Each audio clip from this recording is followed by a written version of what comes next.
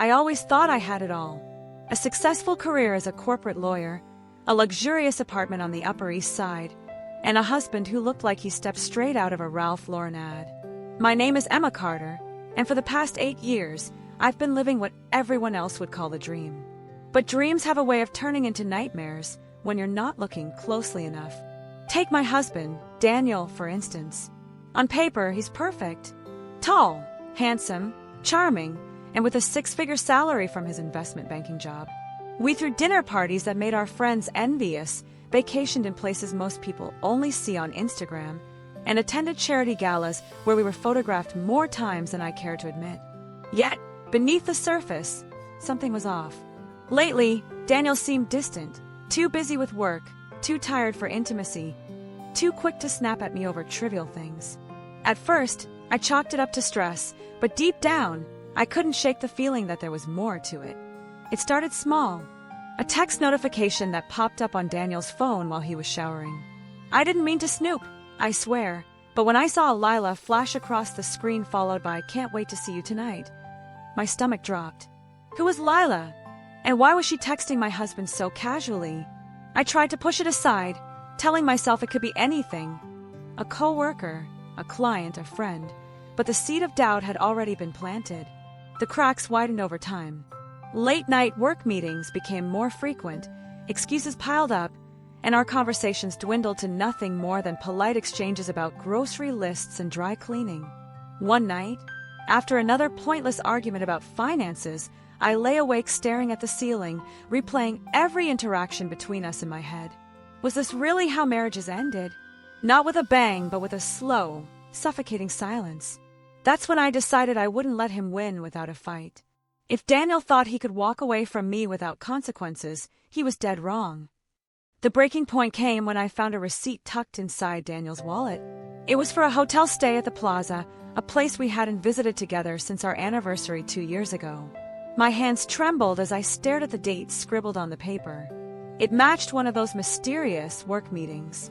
For a moment, I considered confronting him right then and there, screaming until he confessed everything. But something stopped me. Maybe it was pride, maybe it was fear, or maybe it was the realization that I needed proof before I made any moves. Instead of blowing up, I did what any self-respecting woman would do. I called Sophia.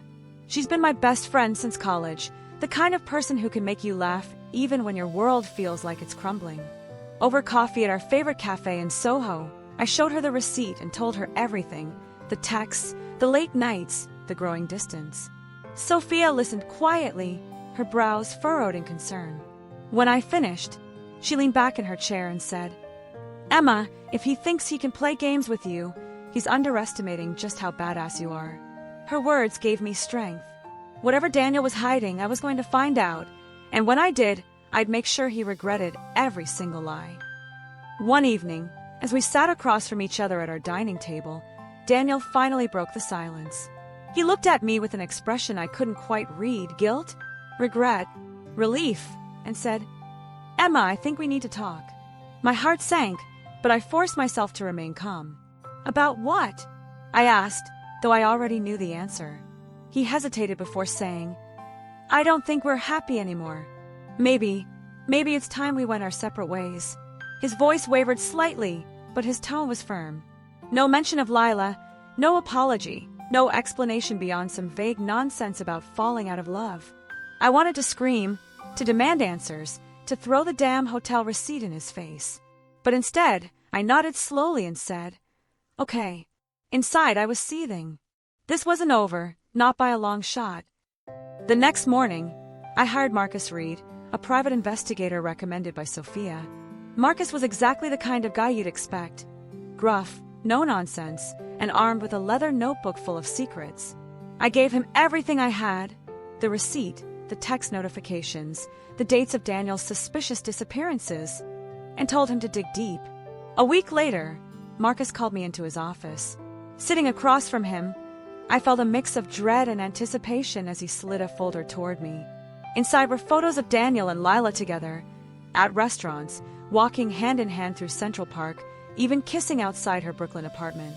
There was also evidence of their plans, flight bookings, restaurant reservations, and messages hinting at a proposal.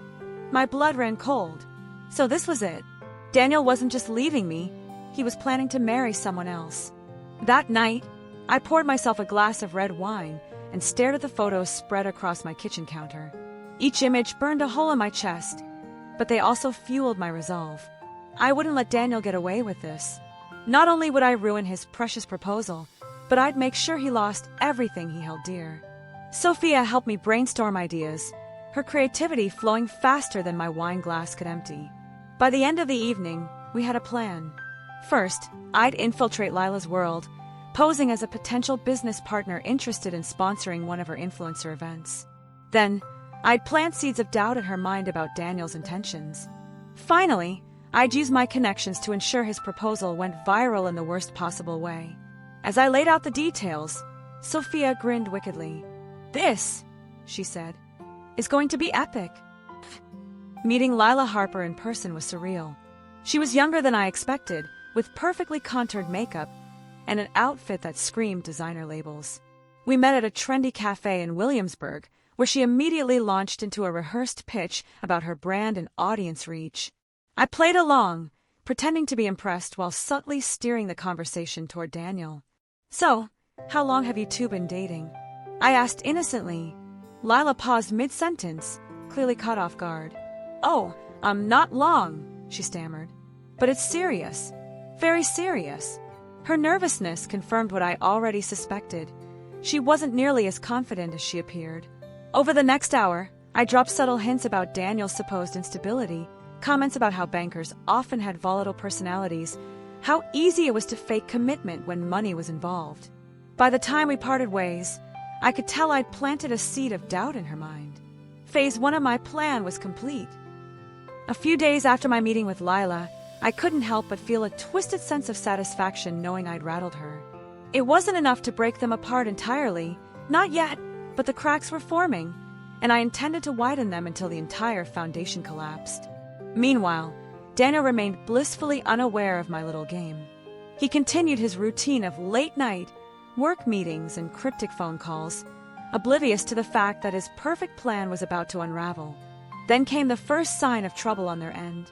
Lila texted Daniel, a message I conveniently saw when his phone buzzed on the kitchen counter. "Are you sure about this?" she wrote. "I just need to know you're all in." Daniel's response was defensive, almost panicked. "Of course I am. Why are you doubting me now?" I smirked as I read it.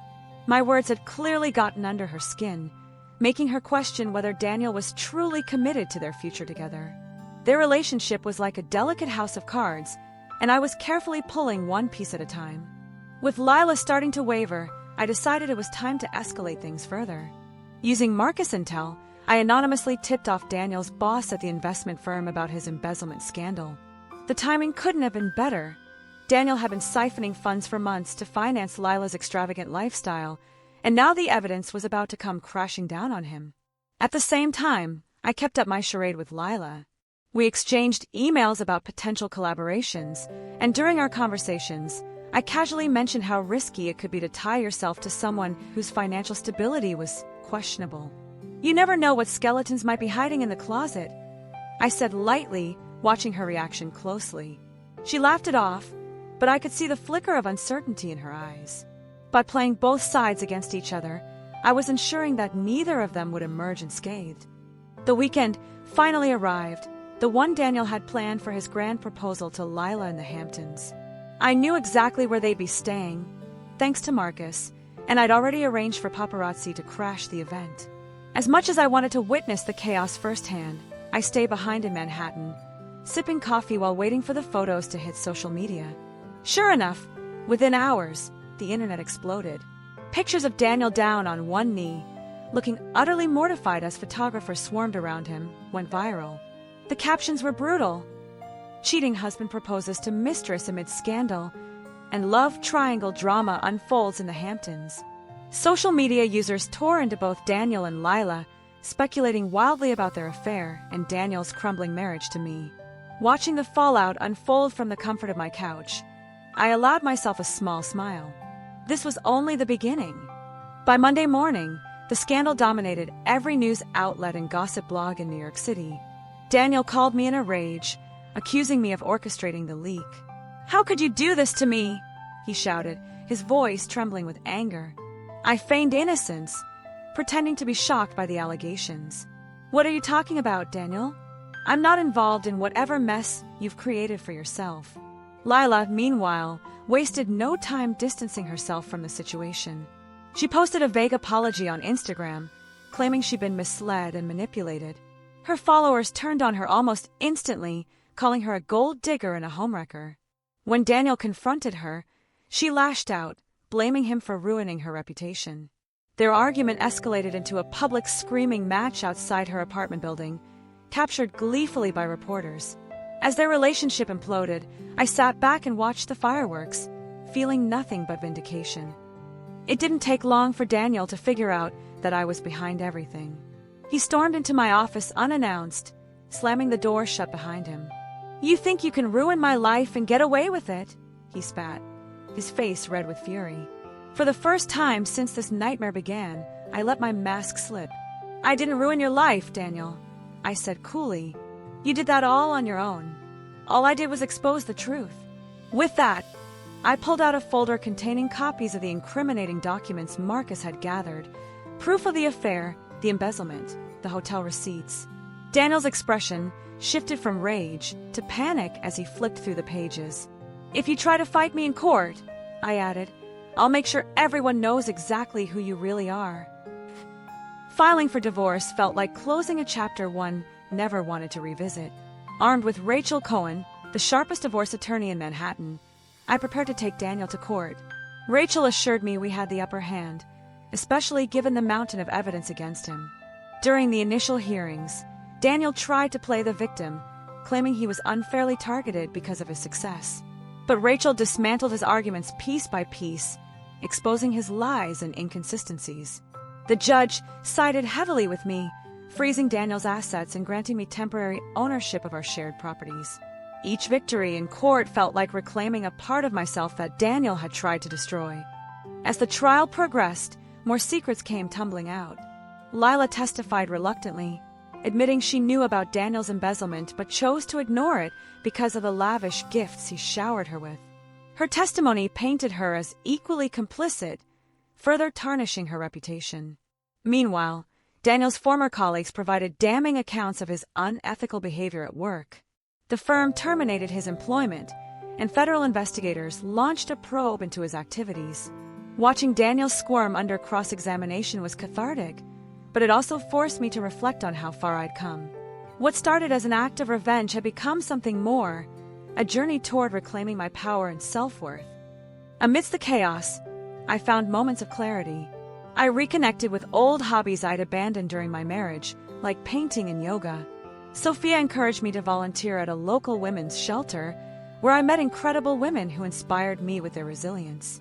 Listening to their stories reminded me that I wasn't alone, that betrayal and heartbreak were universal experiences, but so was healing. I also began writing again, something I hadn't done since college. At first, it was just journal entries, snippets of thoughts and emotions swirling in my mind. But soon, those fragments turned into chapters, chronicling my journey from shattered wife to empowered survivor. Writing became my therapy, a way to process everything I'd endured and share it with others who might need hope. The final verdict arrived on a crisp autumn morning. The courtroom was packed, though Daniel looked pale and defeated as the judge delivered her ruling. She awarded me full ownership of our assets, including the Upper East Side apartment and our joint savings. Additionally, Daniel faced criminal charges for embezzlement, which meant years of legal battles ahead. When the gavel struck, signaling the end of the trial, I felt a wave of relief wash over me. It wasn't just about the money or the property, it was about justice. For too long, Daniel had treated me like I was disposable, like my worth was tied to his approval. Now, standing tall in that courtroom, I realized I didn't need anyone's validation to know my value. In a symbolic gesture, I donated half of the settlement money to charities supporting victims of infidelity and domestic abuse. It wasn't about rubbing salt in Daniel's wounds. It was about turning pain into purpose. I wanted to help others find the strength I discovered within myself. The day after the donation made headlines, I received dozens of messages from women thanking me for inspiring them to stand up for themselves. One note stood out. "Your story gave me the courage to leave my toxic relationship. Thank you for showing me that I deserve better." Reading those words brought tears to my eyes. If my ordeal could help even one person, then none of it had been in vain. After the dust settled, I decided it was time for a fresh start. The Upper East Side apartment, once a symbol of my marriage, now felt suffocating, a reminder of everything I'd lost and fought to reclaim. So, I sold it and moved into a cozy loft in Tribeca. It was smaller than what I was used to, but it had character. Exposed brick walls, large windows that let in sunlight, and a small balcony overlooking the Hudson River. For the first time in years, I felt at peace. The change wasn't just physical, it was emotional too. I started prioritizing myself, taking long walks along the High Line, experimenting with new recipes in my kitchen, and even signing up for pottery classes. These small acts of self-care helped me rediscover who I was outside of my relationship with Daniel. I realized that while he had tried to define me during our marriage, I didn't need him, or anyone else, to tell me who I was anymore. One evening, Sophia dragged me to a charity gala hosted by a local nonprofit focused on women's empowerment. "You've been cooped up in that loft for weeks," she said as she zipped up the back of my emerald green gown. "It's time to put yourself out there again." Reluctantly, I agreed, though I wasn't expecting much beyond polite conversation and hors d'oeuvres. That's when I met Ethan Brooks. He was standing by the bar, nursing a glass of red wine, his dark hair slightly tousled and his navy blue suit fitting him perfectly. When our eyes met, he smiled warmly, and something about him immediately put me at ease. We struck up a conversation about architecture, his passion, and writing mine. Unlike Daniel, Ethan listened intently, asking thoughtful questions and sharing stories from his own life. By the end of the night, we exchanged numbers, and as I walked home under the glow of Manhattan streetlights, I couldn't help but feel a spark of hope. Maybe, just maybe, love could find its way back into my life, but this time on my terms. A few weeks later, Sophia invited me over for brunch at her Soho apartment. Over mimosas and avocado toast, we talked about everything. My move, my budding friendship with Ethan, and the progress I'd made since the divorce. At one point, Sophia leaned across the table and said, "You know, Emma, you're not the same person you were a year ago. You've grown so much." Her words hit me like a ton of bricks, not because they were unexpected, but because they were true. The woman sitting there, laughing and sipping champagne, wasn't the same woman who had sat in silence while Daniel slowly dismantled their marriage. That version of me was gone, replaced by someone stronger, wiser, and more resilient. I thanked Sophia for being my rock throughout it all, knowing I wouldn't have survived without her support. As we clinked glasses, I felt an overwhelming sense of gratitude for my friends, for my journey, and for the future that lay ahead. In the months that followed, I poured my energy into finishing the memoir I'd started during the trial. Titled Rising from the Ashes, it chronicled my transformation from a betrayed wife to a survivor determined to reclaim her life. Writing it was cathartic, forcing me to confront emotions I hadn't fully processed yet. But it was also empowering, reminding me how far I'd come. When the book was finally published, it became an instant bestseller. Readers connected with my story, flooding me with messages of support and admiration. Some shared their own experiences of betrayal and heartbreak, thanking me for giving them the courage to face their demons. Others simply expressed gratitude for the reminder that healing is possible, no matter how broken you feel. Seeing the impact my words had on others filled me with a sense of purpose I'd never experienced before. On a crisp spring afternoon, I found myself sitting on a park bench in Central Park, watching the world go by. Families strolled past, children laughed as they chased pigeons, and couples held hands beneath the cherry blossoms. It was a scene of quiet beauty, and for the first time in what felt like forever, I felt truly content. As I watched the sun dip below the horizon, painting the sky in shades of orange and pink, I reflected on everything I'd been through. The pain, the anger, the betrayal, all of it had shaped me into the person I was today. And while I wouldn't wish that kind of heartache on anyone, I knew it had taught me invaluable lessons about strength, resilience, and self-worth. Smiling softly, I whispered to myself, "You did it, Emma. You survived." A few months after my memoir hit shelves, I received an invitation to speak at a TEDx event in Brooklyn. The theme was resilience in the face of adversity, and while the idea of sharing my story on such a large platform terrified me, I couldn't say no. If my words could inspire even one person to keep fighting, then it would be worth it. Standing on stage that day, I looked out at the sea of faces staring back at me. My palms were sweaty, and my heart raced, but as I began speaking, the nerves melted away. I told them everything. The affair, the scandal, the legal battle, and the journey to healing. I spoke about the importance of self-love, the power of forgiveness, not for others, but for yourself, and the beauty of starting over. When I finished, the audience erupted into applause, rising to their feet in a standing ovation. In that moment, I realized my story wasn't just mine anymore, it belonged to everyone who needed hope. The response to my TED Talk was overwhelming. Thousands of people reached out, sharing their stories and thanking me for giving voice to their struggles. Local nonprofits invited me to speak at events, and media outlets clamored to interview me.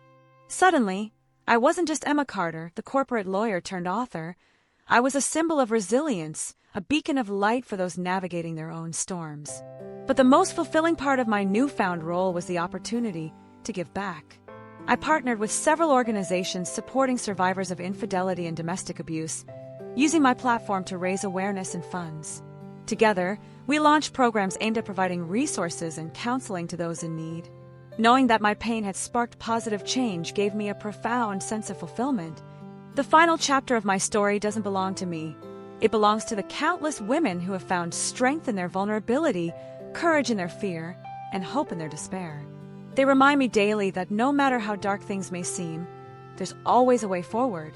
As I stood on another stage months later, accepting an award for my advocacy work, I delivered a message that summed up everything I'd learned. True strength isn't about never falling, it's about getting back up every time you do. And sometimes, revenge isn't about tearing someone else down, it's about building yourself back up stronger than ever. When the ceremony ended, I stepped outside into the cool night air, feeling lighter than I had in years. Whatever challenges lay ahead, I knew I could face them head on.